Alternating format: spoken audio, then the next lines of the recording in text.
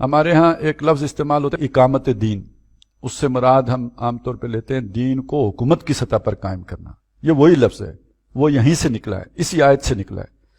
اس پر پھر ایک اعتراض کیا جاتا ہے، وہ جیسے تعبیر کی غلطی کتاب لکھی علامہ وحید الدین خان صاحب نے، تو اس میں انہوں نے یہ اعتراض، جہاں اور اعتراضات ہیں تو یہ بھی ایک تعبیر ان کی عام طور پہ ہمارے روایتی حلقے سے بھی یہ اعتراض آتا ہے کہ یہ تو ایک بالکل نئی قسم کی تعبیر مولانا مودودی نے کر دی ہے اقامت دین کی۔ تو اس کو سمجھ لیجئے کہ یہ اقامت دین کا پہلے کیا مطلب لیتے تھے۔ ظاہر ہے اگر مولانا مودودی نے ایک نئی تعبیر کر دی ہے تو پہلے بھی تو کوئی اس کا مطلب ہوگا، تو اس کا مطلب ہوتا تھا دین کو قائم کرنے کا مطلب۔ میرے لیے دین کو قائم کرنے کا مطلب کیا ہے؟ میں نماز پڑھ رہا ہوں، میں روزہ رکھ رہا ہوں، میں عبادت کر رہا ہوں، اللہ کے حکم پر عمل کر رہا ہوں، میں نے اپنی اس وجود کی حد تک اللہ کا دین قائم کیا ہوا ہے، یہ اس کے اندر داخل ہے۔ یہ اس کا مطلب نہیں ہے کہ اب اس کی ضرورت ہی نہیں ہے، آپ نے بس ریاست کی سطح پہ دین قائم کرنا ہے، نیچے اس کی ضرورت۔ یہ مفہوم آپ کو پتا تھا، اس کو دوبارہ بتانے کی ضرورت تو نہیں تھی، ایک معلوم شے انڈرسٹوڈ ہے، اسے دوبارہ بیان کرنے کی ضرورت نہیں تھی۔ جو نہیں پتا تھا وہ کیا تھا کہ اس دین کا ایک تقاضا اپنے وجود کی حد تک ہے، اوکے، لیکن اس سے آگے بڑھ کر اپنے معاشرے کی حد تک بھی ہے، وہ آپ کو نہیں معلوم، وہ آپ کو بتانا ہے۔ اور جو دنیا میں تبدیلی آ چکی ہے جدید ریاست کی صورت میں، دیکھیں یہ جدید ریاست آج سے تقریباً کوئی 300 سال پہلے کا تصور ہے، 200 سال پہلے کا تصور ہوگا۔ اس سے پہلے دنیا میں یہ ریاست کا تصور نہیں تھا جو آج ریاست ہے۔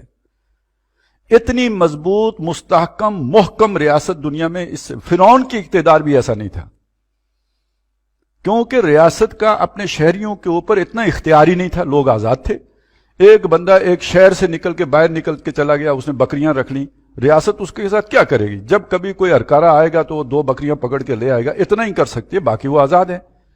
اب جب آپ کے ذرائع نقل و حمل بڑھ گئے، اب جہاں پہ انگریز سڑک لے کے پہنچ گیا اور جہاں ریلوے لے کے پہنچ گیا، وہاں اس کا آرڈر بھی پہنچ گیا، وہاں اس کا انتظام بھی پہنچ گیا، وہاں اس کی ایڈمنسٹریشن بھی پہنچ گئی، وہاں اس کا پٹواری بھی پہنچ گیا، وہاں اس کا تھانے دار بھی پہنچ گیا، اس گاؤں میں اس کا نمبردار بھی پہنچ گیا۔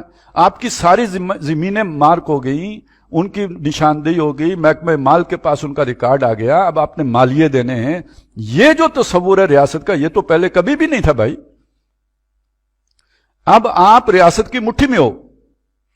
اس دور میں آ کے اس ریاست کی سطح پر بھی جب تک آپ دین کو قائم نہیں کرتے، آپ انفرادی طور پر بھی دین پر عمل پیرا نہیں ہو سکتے۔ یہ نئی بات تھی، ایک نئے جس مفکر نے آ کے آپ کے سامنے کھول کے رکھ دی، اس نے آپ کی پہلی بات کی نفی نہیں کی۔ تو اقامت دین جیسے عبادت کا لفظ ہے، عبادت کا لفظ پہلے بھی تھا، قرآن میں آیا ہوا تھا، اب بھی موجود ہے۔ پہلے لوگ اس کا مطلب کیا لیتے تھے؟ بھائی نماز پڑھ لی، روزہ رکھ لیا، یہ عبادت ہے۔ انہیں بتایا گیا بھائی یہ عبادت کا مفہوم یہ نہیں ہے، یہ بڑا مسخ شدہ تصور ہے جو آپ نے عبادت کا اختیار کر لیا ہے۔ عبادت کا مطلب پوری زندگی اللہ کی اطاعت میں دینا ہے۔ اسی طرح کا معاملہ اقامت دین کا بھی ہے۔ اگر کوئی یہ سمجھے کہ اس کا صرف یہ مطلب ہے کہ ریاست کی سطح پر دین قائم کرنا، تو یہ غلط مطلب ہے۔ اسی طرح اگر کوئی یہ سمجھتا ہے کہ اس کا معنی صرف یہ ہے کہ بھائی میں نے اگر دین پر عمل کر لیا، کسی کو نماز سکھا دی تو میں نے اقامت دین کر دی، یہ اس کا مسخ شدہ تصور ہے۔ اس کا کامل و جامع تصور یہ ہے کہ انفرادی سے لے کر اجتماعی سطح تک زندگی کا کوئی گوشہ اللہ کی اس شریعت سے جو اس دین سے نکالی گئی ہے، جو آدم علیہ السلام سے لے کے محمد رسول اللہ تک چلا آیا ہے، اس میں سے جو قانون تمہارے لیے بنایا گیا ہے، تمہاری زندگی کا کوئی شعبہ اس قانون سے باہر نہ رہے، سب اس کے اندر آ جائے۔ ادخلوا فی السلم کافہ، ہی اس کا مطلب ہے۔ یہ کامل عبادت یہ تبھی جا کے بنے گی، یہی اقامت دین ہے۔